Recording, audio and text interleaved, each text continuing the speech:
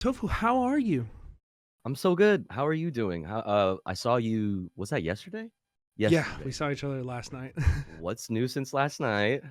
Not much, just been hanging out, trying to figure out internet stuff, like boring stuff. Internet stuff. Oh What no. were we doing last night, Tofu? Last night, I'm so glad you asked. Last night we were at Cal State University of Los Angeles, CSULA, Casula. In solidarity with the encampment there, which was so fucking chill. Oh my god, the Yeah, vibes. yeah, It it was was a so great chill. night. Super. It was like I love those. There's so many different like environments that you can get into at these encampments. From like running from police and like fireworks being fired at you Yeah. to like people just like having like a little vigil, having like a very Hmm. peaceful, a collective space to kind of like mourn what's going on and just like kind of process what's happening together and express rage, express like our dissatisfaction with the way the world is. It's really beautiful, you know what I mean? Absolutely. I mean, it Oh, was so beautiful, and the vibes were so immaculate that they were talking about having movie night, and, after, like, people started dispersing, and if I remember correctly, the movie choice was Bambi? Was that was yeah, yeah. They were like, it's either the movie was. They were like, it's either Bambi or Gaza yearns for freedom. I can't Oh, remember. oh, I was like, oh yeah. smart choice. I hope you picked the right one because if people are coming for Bambi and they get the other, then that might be an Yeah. issue. What the heck is this? Yeah. This isn't my favorite Disney movie. Right. Yeah. Mhm. Equally heartbreaking, or maybe not equally. Maybe I shouldn't say Uh, that, I but I mean, pretty heartbreaking. yeah, You are heartbreaking. right. Very fucking heartbreaking. Actually traumatizing. Tofu, you've been with me at a lot of the different protests and stuff, and I just kind of actually like I feel like I haven't been able to like really debrief with you about it. Like, what is your what has been your like takeaways? What are your like main like feelings? Are there any moments that like really stuck out to you that were really moving like that since you've been at the encampments? Yeah, well, I mean, first off, being in Los Angeles, seeing the drastic difference between, um, CSULA, USC, and UCLA, just, like, 3 completely different, like, completely different stories, which is, really interesting, 1. And as far as, like, this past couple weeks has been like such a like I don't know if moving isn't even the right word. Like I feel like moving or like inspiring really doesn't even do it justice. But like, for lack of a better word, like those things. I mean, I remember seeing in unison uh a huge like squad of riot police or I remember seeing a huge squad of riot police get stopped by a block of students that sat down in unison and then get kettled by other protesters around them, and I saw them retreat, and that was like one of the most beautiful things I've ever had the ability to see and like be a part of, with my own eyes and my body being there. Like it was one of the most beautiful things I've ever seen. And then, uh, you know, juxtaposing that with like the just the sinking feeling of like defeat that I was feeling watching from afar, streaming and covering the Zionist attacks on the UCLA encampment, like juxtaposing that feeling with, watching from afar and seeing, people just getting jumped and even that moment watching a UCLA protester like praying in front of the police line, and then subsequently that moment being spun on so many different like news outlets as like just the picture of that protester getting in the face of the riot police like in front of them, like when they were just like actually talking, and it was actually like a really like heartfelt, really like powerful moment. The way it was portrayed was like as like a like a standoff or Yeah. whatever, and I don't know, like just so many emotions, just on all ranges of the spectrum for me. Yeah. And I know you've been, at more of the actions, in the past couple weeks. So I mean, I would be curious to hear your thoughts, like this far out from like watching the like the vice chancellor, I believe it was, Yeah. like talking with the students and all of that, and your experience like helping like build the barricades and stuff. Yeah, someone who I know, someone who isn't me did that, yeah. But Right. but no, in general I think Your like experience with that person. yeah, yeah, with like a friend of mine who told me about it. But yeah, I think in general like you really you nailed it with like the vastness of like the emotional experience of being in these spaces, right? Like it's like it is like kind of hard to comprehend, and that's why I've been trying to like encourage from the very beginning, like if you want to understand these encampments, if you want to know what it actually is, you cannot you like this is not a spectator sport. You know what I mean? Like you have to go there and really be in it. And as much as I want to be able to provide like an element of that, and I think I do get closer with like the IRL streams and like, putting people in that space, like I think like there's just a different thing than like than doing from that to like actually just being there and like Yeah. feeling those emotions that you're feeling, because like yeah, like you're describing, like seeing the police get turned around without any violence, like just sheer numbers and atmosphere, and like the people like just turning them around. That was a moment of triumph. And I was also watching your stream the night of the Zionist mob attack, and as scary as that was, like it was really horrifying to be witnessing from afar, especially like when we're in that moment. We don't know what the result was gonna be. We like for a while it was a 4-hour attack, right? And for a while it was a very serious reality that like somebody could die, like that somebody like the violence that they were using. If they had gotten into that encampment, like I have there's no doubt in my mind that somebody could No have been doubt. killed. Like it was really horrifying, and like nobody was there to protect them except for the students. But even in saying that, a fascist mob of like 40 to 50 grown men came with explicitly violent actions. They came with fucking weapons, with bear mace, with all of this stuff, and a group of fucking college students who are dedicated to justice sent them home. Yeah. Sent them home. Like they won. They actually defended the encampment. They minimized the amount of injuries that happened there. And like I can't express how incredible that is, and how much of a chink that is in the in this narrative that's being painted about, in fascists' own narrative, in their own narrative, that they are the all powerful being, and that violent, like their violence will conquer all, right? Like that idea was cracked a little bit, like Mhm. may their sword chip and shatter, right? But like they actually happened that night. And I think like as horrifying as it was, and as I totally felt those emotions too, I think it's something to look back at as like a something we should really like learn from and understand like in a deeper way, right? Absolutely. Which I um think I think that's the main kind of topic of the night, right? Like what did we learn? What have we learned so far, and what do we think we could kind of like do better? Yeah. So right. So tonight we're having on a journalist who is like a very respected journalist in Los Angeles, who's been documenting far right violence and fascist violence in LA for a very long time, and is somebody that is a good friend of mine and somebody I respect. Their name is Vishal Singh. But before we get into Vishal's stuff, I actually would like to. There's a brand new article was just published in the LA Times. Have you seen this yet? I don't know. Which one is Let that? me let me share my screen real quick. Excuse me. So they already changed the title. It was published at 8:47 p.m. So only like it was only out for 30 minutes, and they've already changed the title. The original title was The original title was LA Mayor Karen Bass says UCLA violence reminded her of January 6th attack on the Capitol. Oh, okay. Yeah.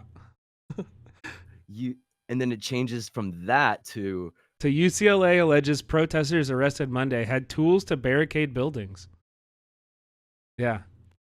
So I thought we could maybe just like quickly read through this article, and then also I thought, you know, before Vishal comes in, I'd also like to get to that Instagram communique that we had discussed too. So, and that also requires some like prefacing a little bit.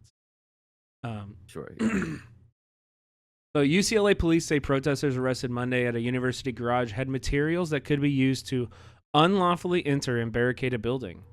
In a news release Wednesday, campus police said some of those arrested had heavy-duty metal pipes, bolt cutters, epoxy adhesive, super glue, padlocks, and heavy-duty chains, as well as literature encouraging vandalism and violence. The most violent thing, the sharpest, weapon, the sword of them all. No, they said the pen is mightier than the sword. Have you never heard that? Yeah. For real, like. Seriously. Encouraging vandalism and violence. Police said they'd seize a copy of the Do-It-Yourself Occupation Guide. Oh, no. Do we have a link any linkers in the chat? Never mind. UCLA has faced criticisms for the arrest of 44 pro-Palestinian protesters, 35 of whom, according to police, were students. Participants said they were gathering for a peaceful protest. Some called the actions by police harassment and intimidation. Those who were arrested Monday were escorted from the parking garage to an LA County Sheriff's Department bus. Police said 4 of the group had also been arrested Thursday when more than 200 people were taken into custody at the encampment outside Royce Hall, which police dismantled. Like massive solidarity to those 4 people who were arrested, who stayed there to defend the encampment until the very end, and then decided again to go in whatever this plan was that they had, if there even was a plan. It could have just been for all we know, and for all that they did, and for all the evidence that they have, this could have been just a meetup. Like, there's nothing illegal about meeting up with your friends in a fucking parking garage, even with metal pipes and bolt cutters. There's nothing illegal about this, right? I bought this metal pipe legally. Yeah, right. I mean, this is all shit you can buy at a fucking store, right? Like, there's nothing here that is actually like illegal to own. There's at least 1 independent journalist arrested. We know that's not true. There's at least 2, but I think they're probably here talking about like Sean, who's a cat with news, and they're not giving William his due credit as an independent journalist himself. He said he was booked on conspiracy to commit burglary, despite initially being stopped and let go by officers who said he was violating a curfew for people unaffiliated with the university. He refuted that he engaged in any unlawful behavior. The arrest capped days of upheaval at UCLA, including a mob attack on the pro-Palestinian encampment late the night of April 30th. Los Angeles Mayor Karen Bass on Wednesday compared the attack on the camp to the January 6th attack on the U.S. Capitol, saying it came out of nowhere. I mean, so Tofu, you were there with me on Sunday. When the ADL and Jonathan Greenblatt and like all of these hyper Zionist, hyper right wing groups held a massive rally that was approved and permitted by UCLA. They erected a 10-foot tall LCD screen that broadcasts like Nazi Zionist propaganda for 4 days beforehand, but it came out of nowhere. Nope. It was just they did it the night before with less force. It was a consistent escalation from Sunday into what happened that night. It's insane. It's just interesting.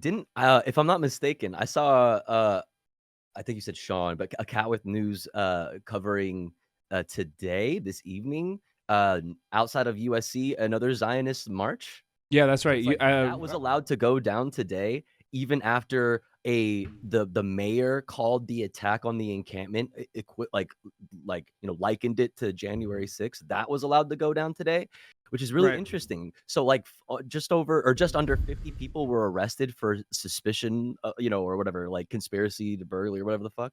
But a whole ass march of like White Lives Matter protesters were allowed to march today outside of USC. No, right. Yeah, I mean that's a great point to bring up too, because that's something that's like really insidious about all this is that the charges for the Wednesday arrests or for the Monday arrests, the 40 people arrested in the parking lot, they were those are like purely ideological arrests, right? Mhm. You're being arrested for a conspiracy, for a plan to do something, right? So like we have one group who all the entire time has been entirely defensive, who has set up an encampment, asking for the university to pick up a phone and call their fucking investment brokers with new demands on what they invest in. That's it. That's all they were doing. And they were all rounded up and arrested. No arrests were made the night that bear mace and fireworks and explosives were thrown into the encampment by Zionist mobs. In fact, to your point, the LAPD is like blocking off roads and allowing them to rally outside of another university tonight. So, yeah, just going on with this though. The mob ripped down barricades, hurled objects, and launched fireworks and sprayed mace, injuring several at the encampment, which had been standing outside Royce Hall since April 25th. No one has been arrested in the attack. UCLA police are working with the Los Angeles Police Department and the FBI to identify the assailants. Frankly, it reminded me of January 6th, said Bass, a former member of Congress who was at the Capitol complex when rioters stormed the government building in January 2021. Bass has previously spoken in emotional terms about January 6th, calling it a tragedy that threatened the lives of journalists, emergency responders, and others. Speaking about the level of coordination of the attack, Bass said she had no idea, although she said she didn't think that however many people just all woke up at the same time and decided to go to UCLA. Wait, is she comparing the parking lot arrests to January 6th?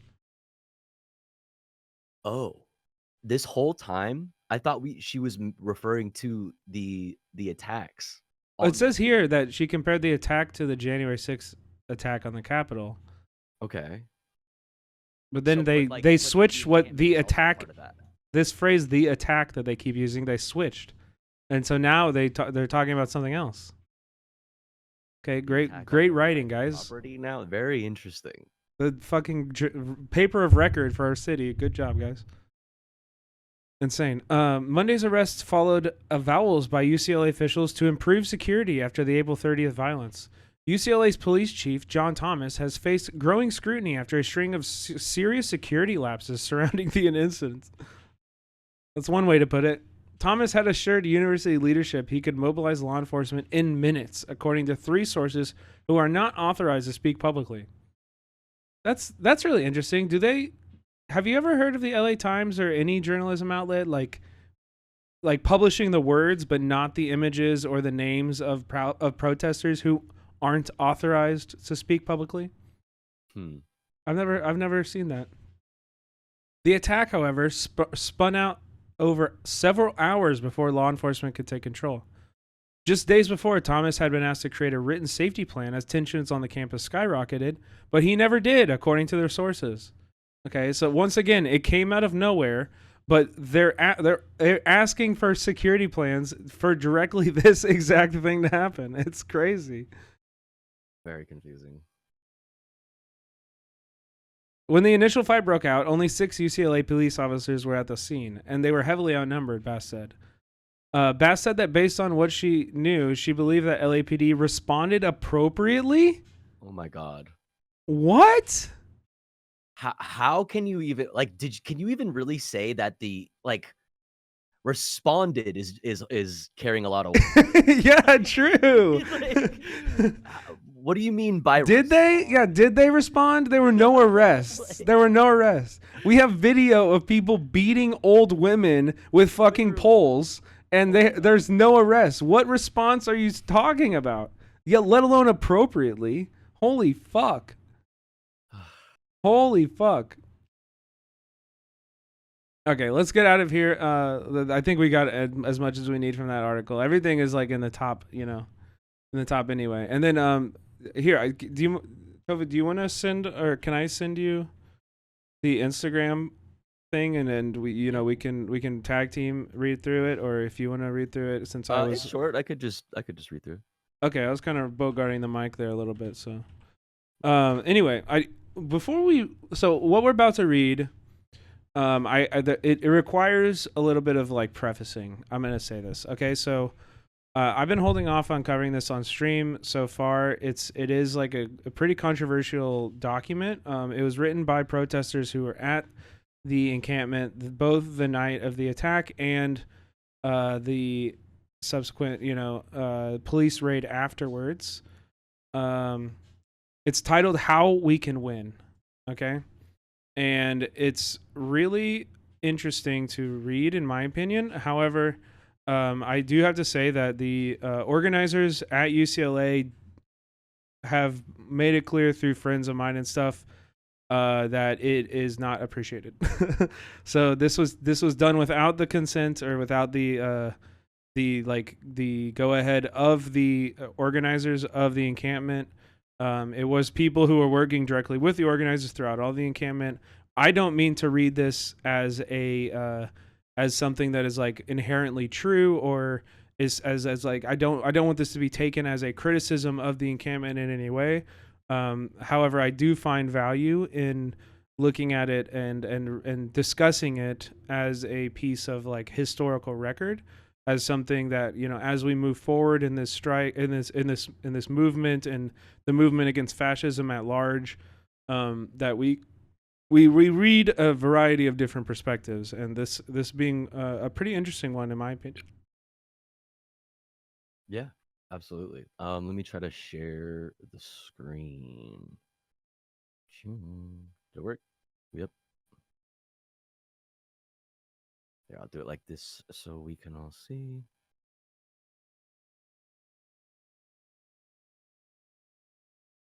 Hello? There we go. Okay, how we can win. A call to preparation, horizontality, and militancy from UCLA protesters. On the night of April 30th at UCLA, members of the Palestine Solidarity Encampment successfully defended our camp from a mob of fascists who viciously attacked us with fireworks, bear mace, and improvised projectile and melee weapons. Last night, May 1st, we held off hundreds of police officers for over 3 hours, at one point ousting around 40 officers from the camp, while they used rubber bullets, batons, flashbangs, and physical force to dismantle our barricades. Neither of these feats came easily. Many of us suffered severe injuries and psychological trauma, and ultimately we lost the camp for now. However, the authors of this piece are fiercely proud of our comrades for what we have achieved, and we firmly believe that we can win against police and fascist raids. Here's how. This piece was written by a collective of UCLA protesters, including both students and non-students. We do not represent the views of the encampment leadership. If you are reading this and are connected to an encampment, we urge you to print a fuck ton of copies and distribute them.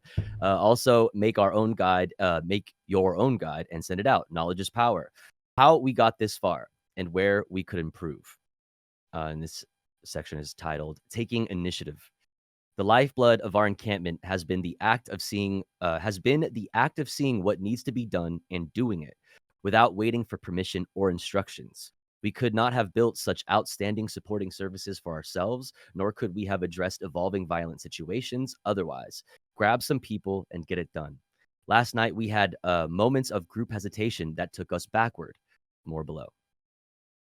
This section is titled Numbers and Resources. The support of our LA community was essential and immense. However, we could always use more, especially last night. Last night being the night of the Zionist attack on the encampment. As expressed by our comrades at Cal Poly Humboldt, quote, blurring the line between student and non-student was crucial to getting the numbers we need. Also crucial, we seem to have neglected,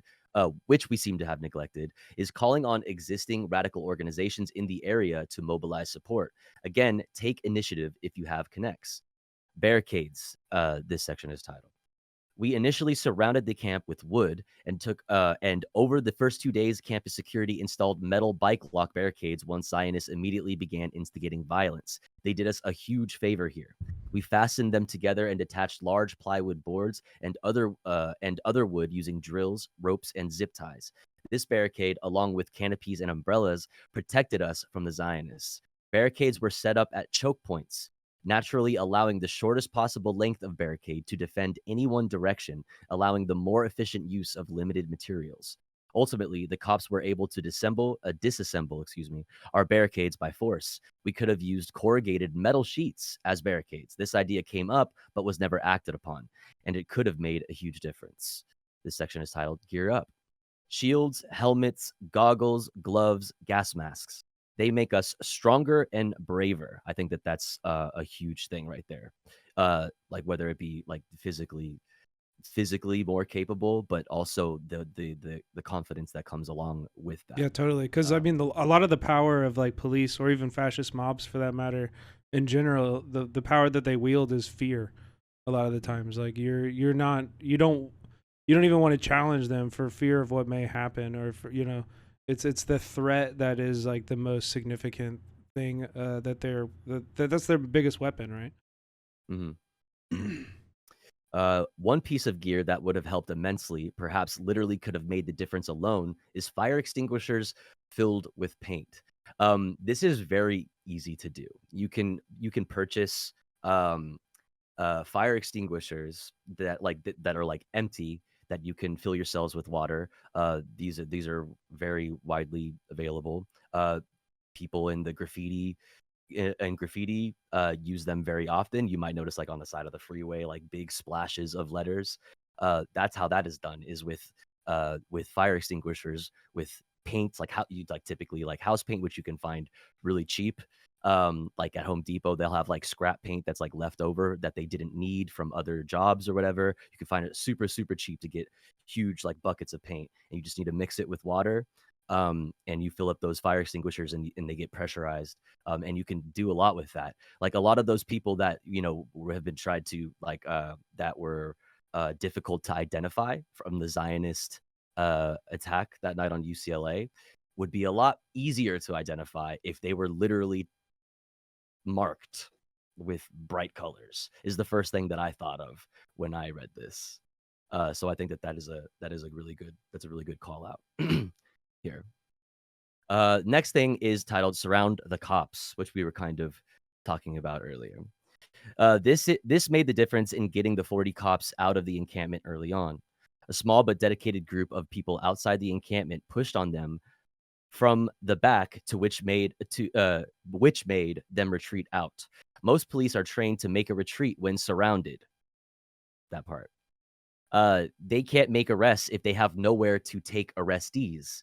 Close them in, but be ready to let them out if the situation demands. They will let you know when they want to retreat.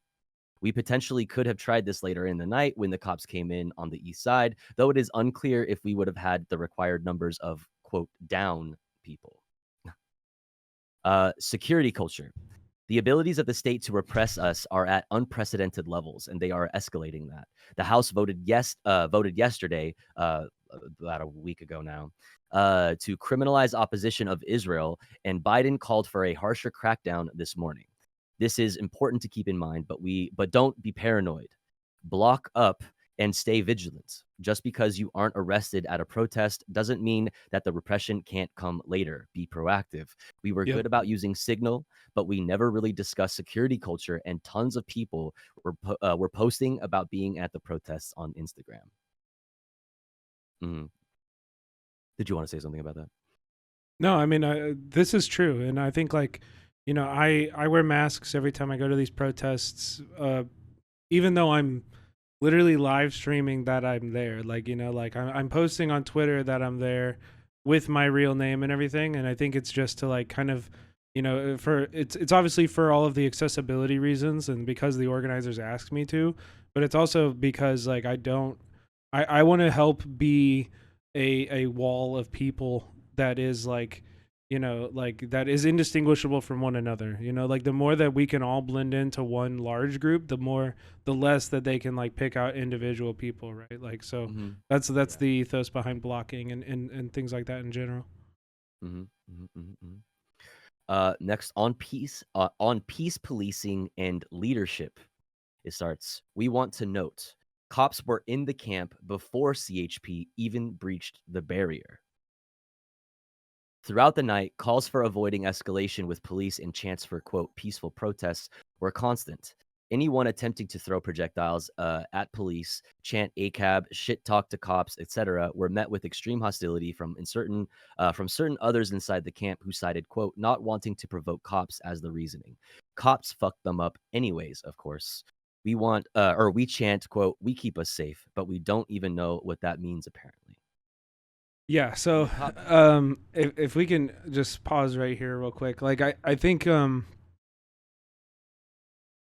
this is a big point of what we're going to talk about tonight, right? Like I think that this idea that like I think like the idea of the chant of like peaceful protest and stuff like that, it has value, but I think we need to actually be very clear about what that value is, right? Because like even in the civil rights movement, this idea of like a peaceful protest, it existed because the leaders of the civil rights movement believed that the images of peaceful people actively demonstrating their rights to peaceful protest, those images would be so strong that it would like snap people out of the racist ideology that they have. It would awaken them to the oppressive system that black people lived under in that during that times.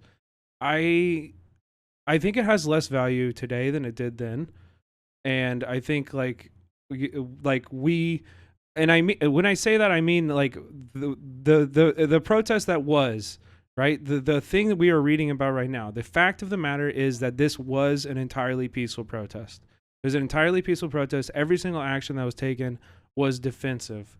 It was a defensive movement, right? And even though it was defensive, even though there wasn't any like violence on it, from the pro-Palestinian side at all, we were still portrayed as the violent ones. They still painted us like that in the media, right? And I say this not to encourage violent protests, but I say it to as more as like a critique of the media, that whenever a movement is peaceful, it is defensive, it isn't outwardly aggressive to the people who wish to do real physical harm to it. If you refuse to report that truth, I think in a lot of ways you're kind of guaranteeing that you're it's a little bit wishful thinking on their end, almost, to an extent. Like when they demonize us when we do it right, then like you're taking away one of the main motivations to do it this way. You know what I mean? Yeah, I know what you mean. I think I'm gonna have like maybe a slightly different perspective on this because like I think a good example is what we saw just was that not yesterday but the day before in the past couple days at UCSD, that their encampment was swept. I remember like covering the videos of a police bus with a bunch of arrestees being surrounded, and like essentially a de-arrest was attempted. I've seen so many examples of that exact thing being very successful, and this, mind you, this was happening while with literally with chance of peaceful protests and everything like That that. is still a peaceful action. That is still like standing on It this. Yeah. absolutely is. That is the peaceful. Yeah, this is my point. Is that is the peaceful de-arrest. The peaceful part. That is the peaceful action, right? My thing is like I've seen multiple examples in the past few weeks of that exact action being extremely successful. However, that specific moment that I'm talking about in UCSD ended up not being successful because what happened? Backup came. More cops showed up, and they were ready and willing to use force to disperse the people attempting the de-arrest. So my point is, I think my perspective, not really different necessarily, like ultimately than yours, is just that like I think the way I would like to put it is we need to know what the next steps are in the event that this largely successful tactic is not successful. Like we should continue with these extremely successful, peaceful tactics. I just want everybody to maybe have a better understanding of like what is this going to look like the moment that doesn't happen. Yeah. And I think that is yeah, yeah.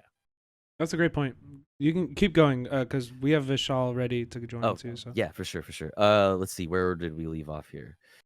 I think you're just at the top of this page. Okay, when the cops first breached the camp, peace police in yellow vests claiming to be security discouraged students on the outside of the encampment from backing up those of us inside, leaving us and our comrades open to extreme brutalization. They even put up barriers to keep the crowd from moving up. After the smaller group of us moved the barricades and kettled the cops out of our encampment, the cops turned their rubber bullets onto the nonviolent group, right, as they fled and fired into the crowd, which is interesting and worth remembering. They don't give a fuck if you are calling for nonviolence. This only makes it easier for them to fuck you up while you sit back and take it. We are done with optics. The media has already decided to demonize us. We need to force the hands of the universities. We need them and the Zionists to be afraid of our power, and we don't do that by letting ourselves get brutalized. When are we going to talk about proactively attacking? Fuck self-defense. Attack first. Make them afraid of us. We want to be clear. People calling for nonviolence while we are actively being brutalized are not on our side. People with vests aren't leaders. They bought that shit at Home Depot, and so could you. No leaders. Escalate. Tell peace police to shut the fuck up and go for it with your crew for Gaza and the Palestinian people. Yeah. So we bring this up not as an endorsement of any, of any of the words on here, but more as like just as it is like an important historical. In this moment, we should be having these kind of discussions, in my opinion.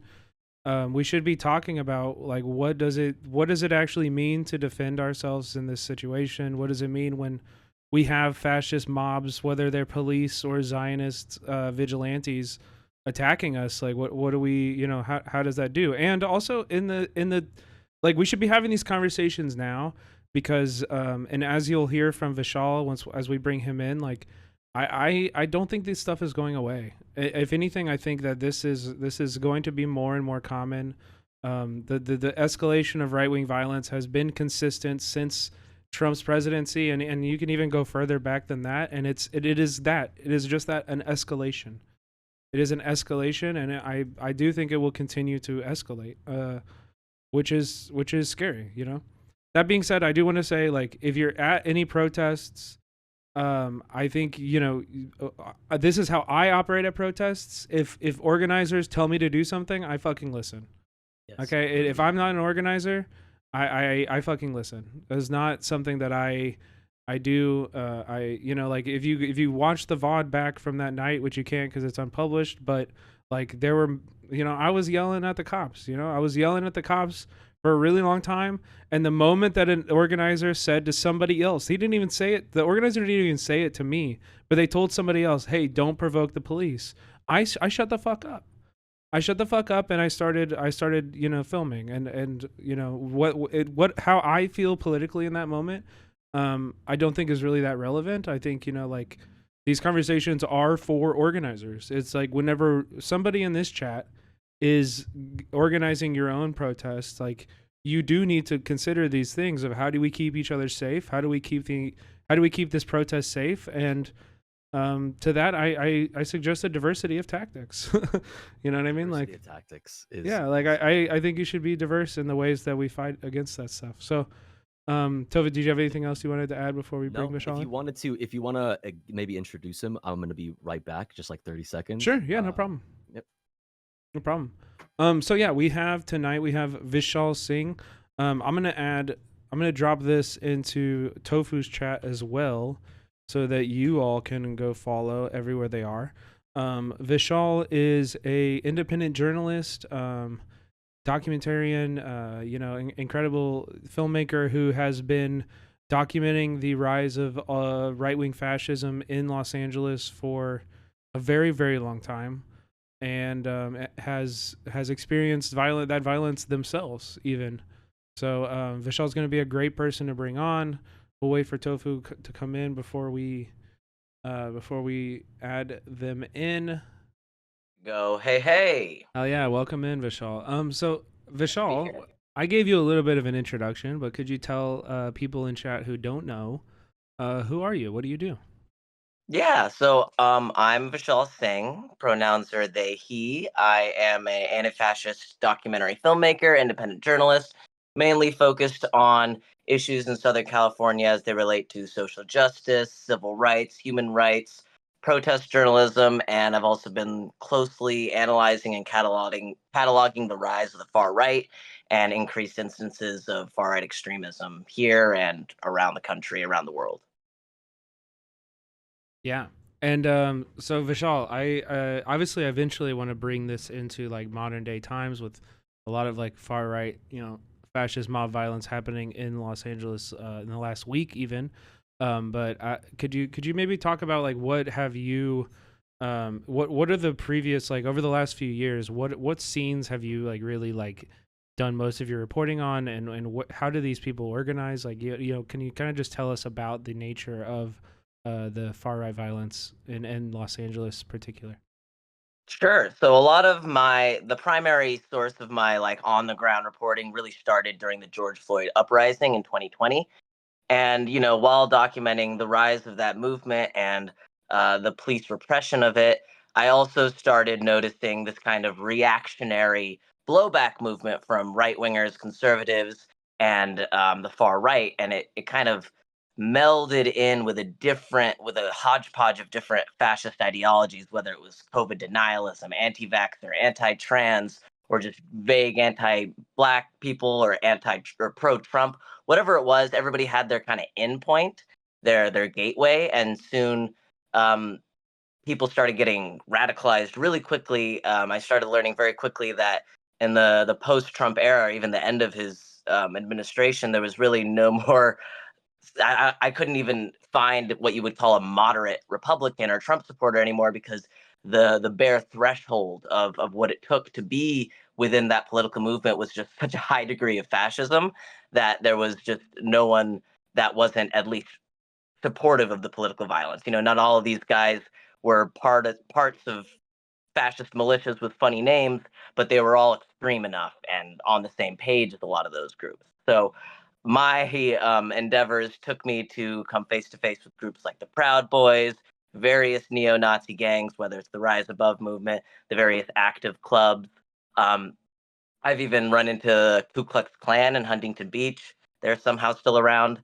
Um, just a variety of different fascist groups and white supremacist groups that continue to try and make themselves relevant by inserting themselves into whatever the culture war issue of the week is, whatever Tucker Carlson or Breitbart has told them to be mad about. They will use that as a way to recruit the quote unquote regular normie conservatives into their more kind of radicalized sphere. And you have different manifestations of that, whether it's like the Gen Z right wingers becoming like groypers and following Nick Fuentes and using all these edgy Nazi memes, or kind of the older crowd who stick to just regular hate crimes, or even obviously things as extreme as January 6th, which was not something that happened in a vacuum. Like when January 6th happened, frustrating for me because a lot of those people, I had been following them and ringing the alarm about these people back in 2020 when they were just beating up BLM protesters, but nobody cared. So the gambit is pretty wide, but I found that a lot of these groups they don't really care as long as they can find an excuse to beat up leftists, beat up liberals, or just beat up anyone that if they perceive as part of a community that they don't like, whether it's queer, whether it's Muslim, whether it's Palestinian, whatever. Just normalizing their hate through political violence. Yeah. Um, and I mean, can you kind of speak to like why violence is such a like is such a defining tool for these groups in particular? Like, does that come from the politics? It seems like it does seem like a unique aspect of their activism in a way, and I wonder if there's anything you've reported on that kind of gives insight into that. Well, it's very hate motivated, and so that there's the only end game with these kinds of philosophies is subjugating or wiping out groups of people. And not only do they have an incentive to use political violence to kind of get their way, they have the added bonus of the state, whether it's Democrat or Republican run, usually aligning with a lot of their personal values. So their political violence will not always kind of incite a police response. Even with something like January 6th, so there has been a considerable police response, if you compared it to if leftists did something even remotely like that, it's completely in a different world. So I think between their hateful ideologies kind of bringing them to this like general end game of I want to either discriminate or destroy these groups of people, combined with the state turning a blind eye, or at best, at worst, participating with them when it comes to their violent endeavors. I think that's the perfect storm to just make it so that they keep using this tool. I mean, if the tool keeps working, why wouldn't they keep using it? Yeah. Tofu, did you want to jump in? Good I mean, question. that's a pretty like classic fascist trait, right? Words don't really matter too much to a fascist. What matters is strength. What matters Exactly. is your strength, right? Exactly. And Mhm. that's why unfortunately a lot of like liberals get caught by this trap of like trying to catch conservatives and being a hypocrite. And it's like it Right. doesn't matter. Doesn't They matter. don't have consistent belief structures. Yeah. They can call a peaceful student like whatever, they can call a student protest violent when no one's done anything, but then they'll praise January 6th. They don't have to have consistency with their Exactly. beliefs, because in their mind there's a good protester and a bad protester, and that if you don't fall into that line, it's whatever. Anything goes. Mm-hmm. Yeah. And can you talk a little bit more about like historically, or like in your reporting, what is the role that police have in that? Like what we think about these people, mobs, groups doing explicitly political, like in many other contexts would be considered terrorism, and yet we have billions of dollars dedicated to anti-terrorist policing, and yet you never seem to see it levied against these groups. What is the role that police play in this far right violence? Yeah, so if you were to ask the police and just take them for their word without fact checking, which I never do, they would say that their official policy when it comes to dueling protests or opposing protests being in the same area is to create a line of police officers and keep them separate, and support both groups' First Amendment or whatever. In reality, what actually happens is they usually face the left leaning or social justice leaning cause inside, and pretty exclusively target them with violence, and kind of just let the far right run wild. I've seen this at pro Israel versus pro Palestine rallies. I've seen this at pro Trump versus pro BLM rallies. I've seen this at anti LGBTQ plus versus pro LGBTQ plus. It's the same formula. And I think for a lot of people, watching what happened at UCLA, which I really do believe should be classified as a terrorist attack, with these mobs of Zionists and far right Israel supporters just laying siege for hours, and not just hours. I mean, there had been several nights of growing violence where every night they were coming and trying to start fights. Of course, that final night was the most intense, but the more that like that kind of situation is actually unfortunately not very unique. I think the scale of that UCLA attack was unique, and draws a lot of reason for shock and being disturbed. But the actual the way it played out, the fact that law enforcement just let the violence happen, didn't arrest a single person from the attacker's side, but then the next day came in and arrested and beat up and shot at all the victims. That's pretty much consistently across the board the tactic of law enforcement. I've seen it whether it's local police departments like LAPD. I've seen it whether it's county sheriff's departments like LASD. We all saw it at UCLA with CHP, which is state police. It really doesn't matter which law enforcement agency is involved.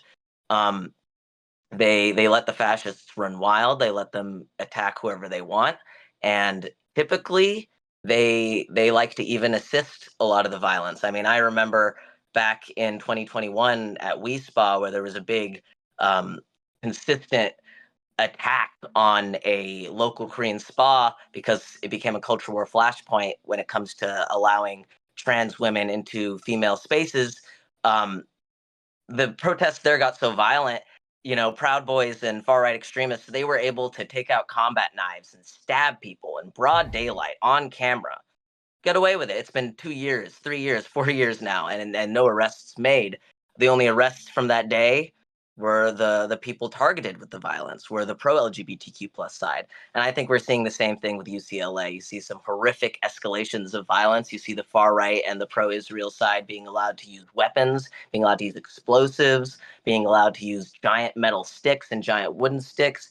And there hasn't been any repercussions for that. Meanwhile, the protesters and the students who are just trying to survive, literally survive a terrorist attack, they are the ones that are subjugated to and subjected to police brutality, to mass arrests, to a atmosphere of paranoia and basically a police state on campus where kids just walking to class can get arrested and get charged with conspiracy to commit burglary now. Mm. But I don't see any kind of that intense police response or even kind of these preemptive arresting people for crimes you think they might do. None of that happens with these Zionists and these far right Israel guys who, by the way, some of them had masks, plenty of them don't. Plenty of them have already been identified by Yeah. online sleuths, anti fascist researchers, journalists, in the same way that happened after January 6th. The big difference is I'm not seeing some dramatic push by liberals or federal law enforcement to actually make arrests here. Maybe that could happen in the future, but right now it has been radio silence, and it's just been private citizens who are just horrified at what Zionists were able to do, trying to go through hours and hours of footage and find these guys and let the community know who they are, because we know the police won't protect us. Wait. There was talk about an investigative committee, I hear, looking into these Zionist attacks. Wait, hold on. They're talking about forming a committee to look into this. Okay, so I reject what you're saying. Yeah, I mean, classic. They'll form an investigation and investigate themselves, because here's the thing, and what really separates this from even WeSpa and a lot of other incidents is that, like, it's not just that the police turned a blind eye. There was clear collaboration here. Police were involved. They had prior knowledge of these pro-Israel groups and the big rallies that they were bringing in. We know who was publicly donating to these groups. We know who was organizing them. They got permission from the school to be on campus to begin with. Like, this isn't some big mystery to be solved. These guys are on social media bragging that it was them. And again, that's typical as well.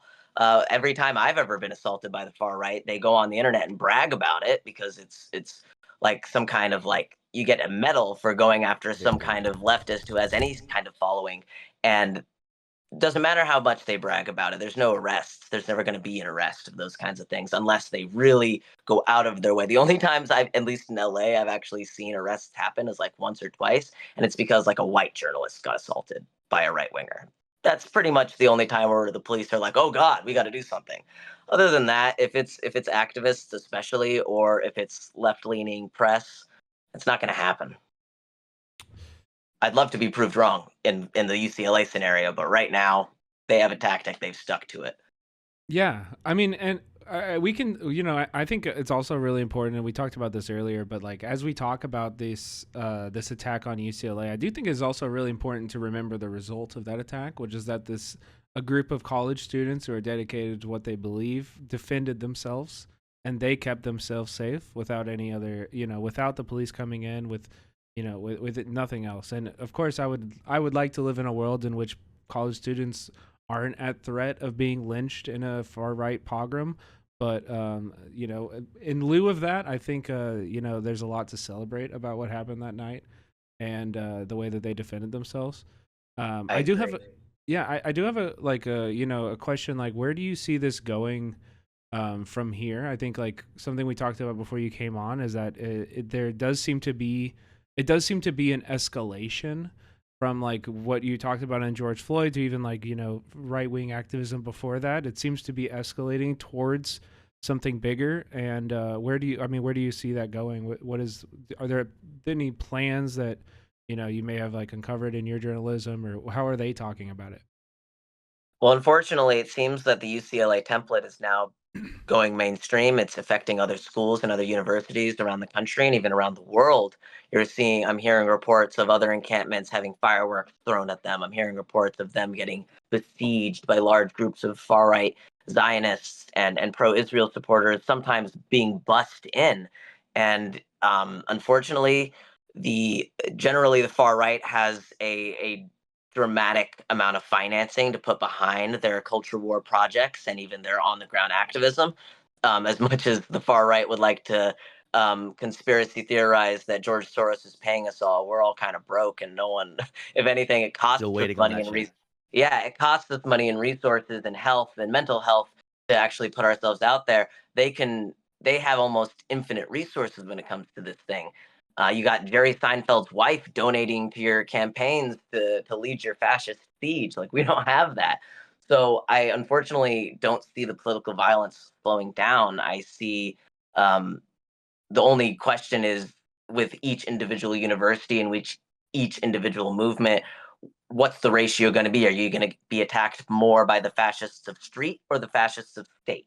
Like, is it going to be 60? Like, that's the only thing that seems to change. The consistent thing, though, is that one of those fascists, or usually both of those fascists, are going to attack you. They're going to brutalize you. And I think we have to get to our point where it's enough of playing defense. We have to. There's only so much you can do with self-defense, and I really feel strongly about community self-defense. But at a certain point, if you just keep getting hammered away, how can you win? How can you move forward? So I think we need to be a little bit more creative.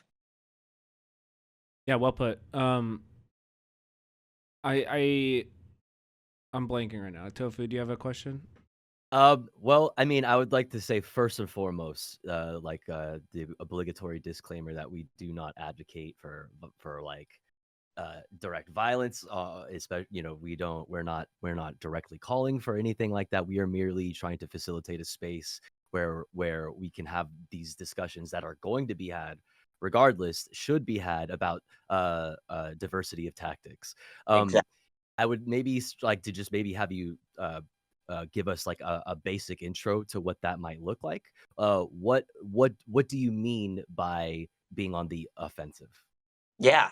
So one thing that I try to do with my work is I try to disrupt fascist violence before it actually breaks out, before it starts affecting the community, before it starts affecting folks that aren't even involved.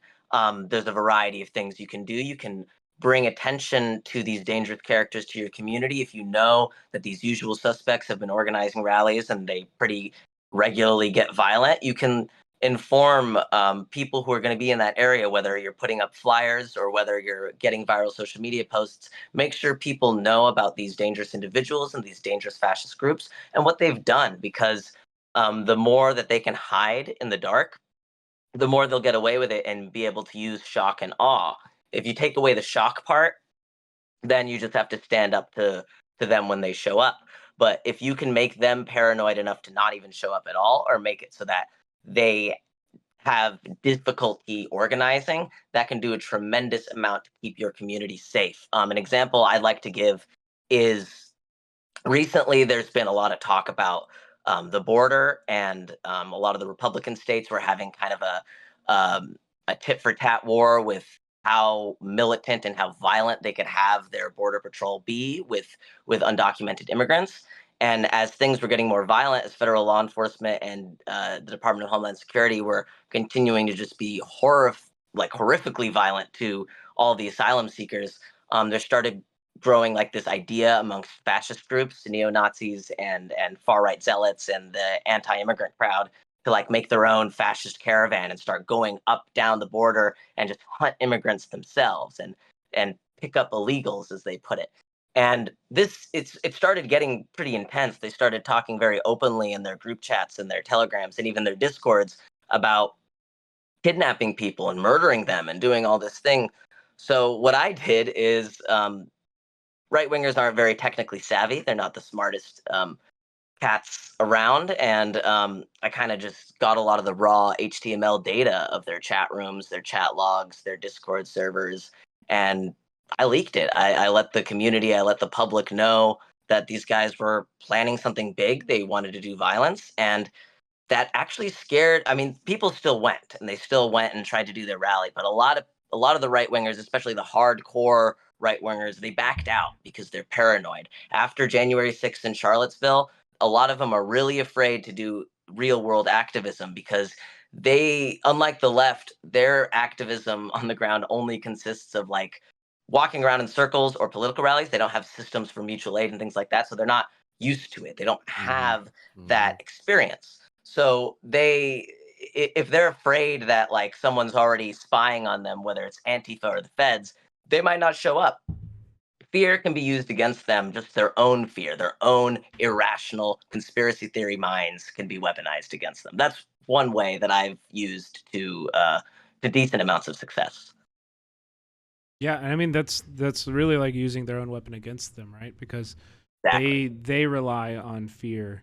They rely on, the threat of violence, and I think that's something that's really like, in a way, that is like an advantage we have, because as we see across the United States, across the world right now, there are a plethora of people, of students, of faculty, who are willing to risk everything to stop the genocide happening in Palestine right now. And I actually I'm not sure. Do you think that these fascists have that same kind of conviction for their beliefs? Do you think that they're truly willing to make those kind of risks for what they want? Like, I'm not. I'm actually. I'm not sure. I wouldn't rule out that some of them do. And I think hate can be a very powerful motivator. We see it in Israel and Palestine right now. We see it in the TikToks posted by Israeli soldiers where they're bragging about genocide as they do it. So it's definitely there. I wouldn't rule that out. Um, but I think the kind of solidarity that we're building is a lot more potent. It's a lot more powerful, and because it's built from a constructive place, I think it puts us at an advantage. But I also don't want to diminish the risk of what they've got because they're toying with some dangerous fire as well.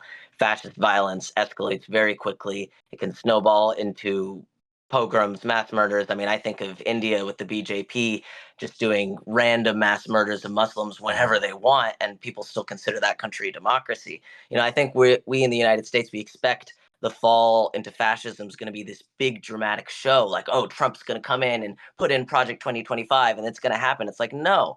Most of the things that liberals are afraid of when it comes to Project 2025, very real concerns. A lot of them are already happening right now. A lot of them have been happening slowly at local levels and especially in certain states already, and it just needs a wide amount of normalization, and all of a sudden people just act like it's an everyday thing when these acts of violence happen. I mean, even just look at it now. You think back to Charlottesville. That felt like such a big moment. It felt like Yeah. a marker in history. Now I feel like something as violent as Charlottesville, maybe not people dying, but this kind of extreme political violence, it happens all the time now, whether it's Zionists attacking, whether it's Proud Boys attacking a drag show. It's become so normalized now that people, the scariest part about fascism is when it starts to become mundane. Yes. I think that is so important because that is liberalism, in a nutshell. That is Yeah, liberalism in a nutshell. I think that's we're at the part of the pipeline of fascism where liberalism is becoming its most valuable to fascists, which is kind of giving them that cover and that mask they need. I would argue that that mask has fallen the moment you spent months, almost a year now, committing genocide, but somehow that isn't a deal breaker for as many people as I thought it would, and I guess that was my naivete. Yeah. Um. So I mean, without getting too doomer, what makes you hopeful, Vishal? I'll say right now, every single encampment I've been to has completely revolutionized what I thought was possible with what I've seen in civil unrest and revolutions and uprising just from 2020. Like it's really cool to see the exponential growth that's happening with not just respect for diversity of tactics, but also just actually going for tangible goals Yes. and really like hammering in on that rather than just like going for exposure. Like exposure and raising awareness it hits diminishing returns after a while, and this generation isn't even wasting time with that. They're just like, everyone knows about this, what can we do, how can we cut their funding, how can we like disclose who's involved here. They are actually looking at real solutions Mhm. to this problem because it's urgent. It's happening in front of us. We're all watching this genocide, this live streams genocide, and the commitment to actually finding a way to push back and even and slow it down and maybe even one day stop it is incredible to me. And I've only gained hope. And I'm worried. I'm worried that the police and the fascist response will traumatize people. I saw it happen in 2020. It's a very real thing. We do need to take seriously. We need to be militant in our mental health. We need to make sure that we are okay, that we are not grinding ourselves. If you just went to a traumatic, violent protest, you don't have to go to the violent, traumatic protest tomorrow. Get one of your friends to go. You need to heal so that you can survive for the length of this conflict and not just burn out really quickly.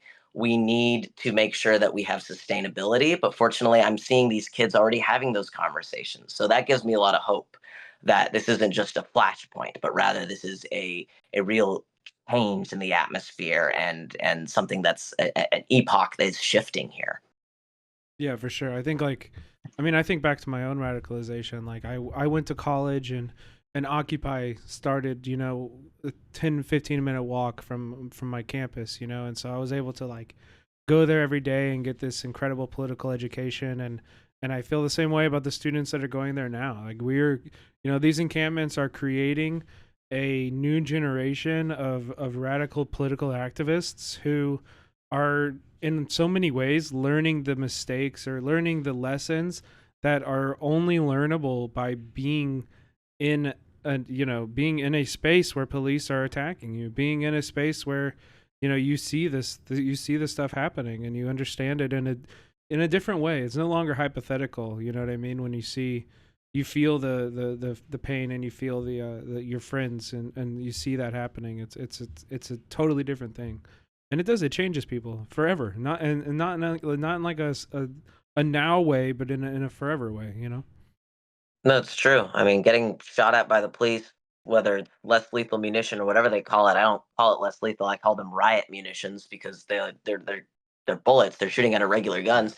That changes you. You know, there's no going back to normal when you've been shot at, especially when it's by the state that you're funding and the police that are supposedly there that you've been told your whole life are there to protect you, and now that lie is exploding in your face very violently, sometimes with a flashbang grenade or a stinger grenade. And unfortunately, I wish there was a way for folks to learn that without facing that trauma. I really hoped that the trauma we went through in 2020 would maybe prevent the next generation from seeing that. But of course, like the blowback has been so violent to that movement and has been violent to this movement, and that's why I really hope people stay creative in terms of how to confront this violence, because if we don't, we run the risk of being pushed out, traumatized out, and just violently put down. I mean, a lot of people, you know, fear of being arrested, fear of being brutalized. It's a very rational fear,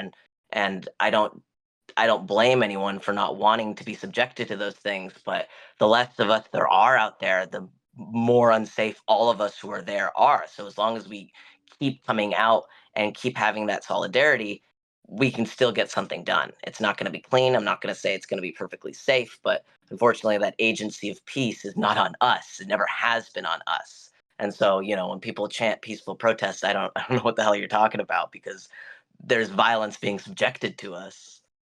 Yeah, and that's always been the case too, right? Even in the civil rights movement, like the nonviolent quote unquote protest tactics that they were employing back then were always responded to by, you know, you would have peaceful protesters sitting at a lunch counter, you know, protesting racist, you know, like racist laws against you know, black and white people being able to eat together, and they would be viciously attacked by white mobs who would come in and pour condiments on them, put cigarettes out on their skin, you know, ruthlessly beat them. Like this, it was there. The idea of like nonviolence is always kind of like a double speak kind of thing, where, you know, it was the people who were protesting were nonviolent, but the situation itself and the protest itself was anything but, you know.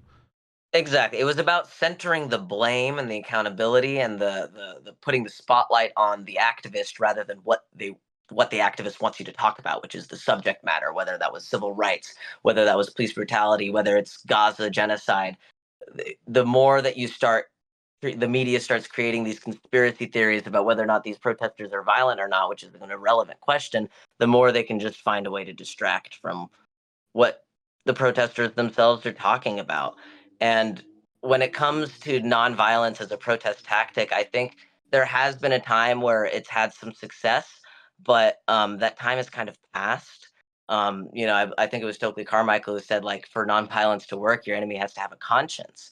And maybe in the 60s and 50s, there were a lot of white people and white liberals who didn't have exposure to this information. And upon learning it, it was a radicalizing moment for them. But now we're in the information age. Everybody already knows this stuff. So a lot of people have pretty much already decided which side of the aisle they're going to be. And that kind of just, doing these sit ins and getting your ass beat or getting arrested in mass and helping the police, validate their existence more, it's not necessarily going to have that same impact where it's going to shock the average liberal and make them go, oh my gosh, maybe I was wrong about this. They've already seen all that stuff. They already know what the game is. So this overemphasis on concern for optics, it's has diminishing returns, and we're at an era now where we've moved so far beyond that. We need to stay focused on tangible things that are happening in the real world, material things that we can do to help.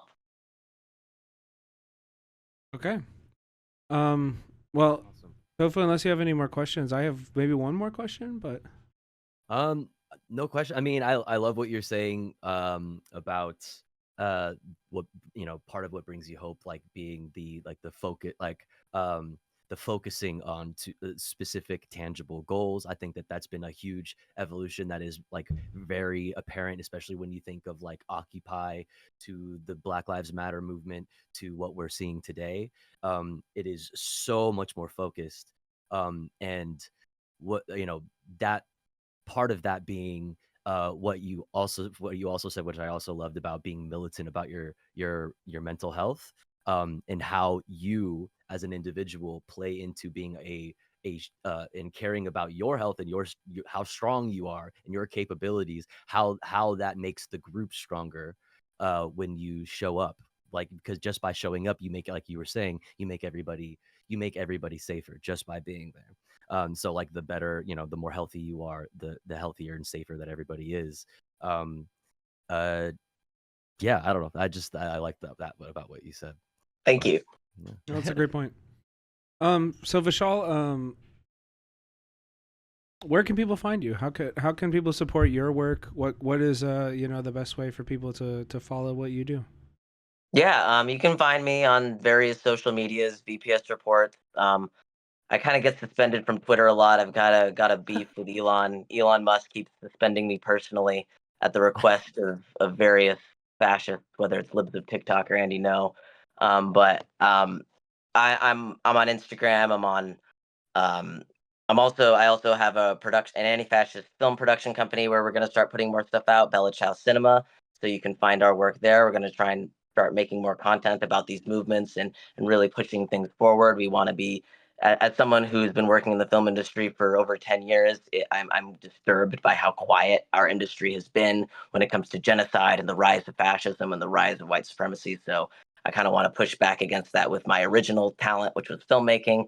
Um, in terms of my reporting, my journalism, my investigations, you can always find my work on my website, vpsreports.com. That has met plenty of investigations into local fascists here in Los Angeles and also abroad, folks that people should keep an eye on, and also just data leaks, anything I can find that makes life a living hell for fascists.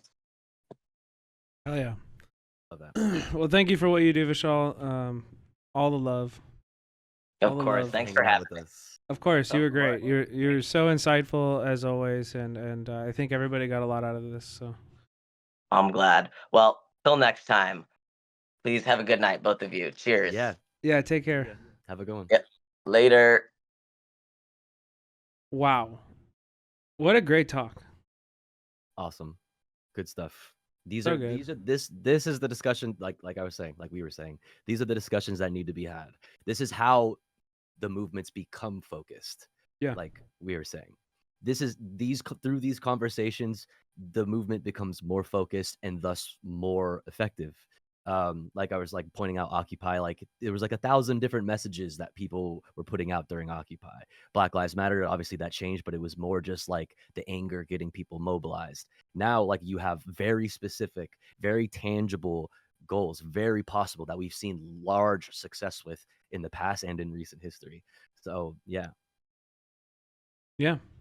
Great conversation. Well, everybody if maybe eventually we publish these to YouTube, I definitely want to get this one out because this was a banger. But we'll get them out on the YouTube channel. So if you guys are watching this on YouTube, definitely follow Tofu Goes TOFUG0ST on Twitch, and you can follow me, Cinemarxism, spelled how it sounds, on Twitch. That's the best way to get in touch with us, I think. So yeah. Thank you so much, Tofu. I really appreciate your friendship and your comradeship, and there's nobody else I'd rather be fucking going through this revolution with right now. Listen, same. The honor is all mine. It's been a wild week and a half, 2 weeks, and it's been cool. With you, through you, with you, creating more community. That's the most important thing, is creating and nurturing, facilitating community. That's how we create the numbers that we need for any of these movements, and it's been awesome doing that with you, IRL. Yeah, no, exactly. This is our power, is numbers, sharing knowledge, having these kind of conversations. This is where the power comes from. So yeah, I totally agree. And I had one more thing I wanted to plug, but I can't remember. Follow Vishal. Whatever. Okay. All the links in the chat. Yeah. All right. Enjoy the rest of your stream, Tofu. Yeah, you as well. Bye, Tofu heads. See ya. Bye, Bret's chat. See you guys.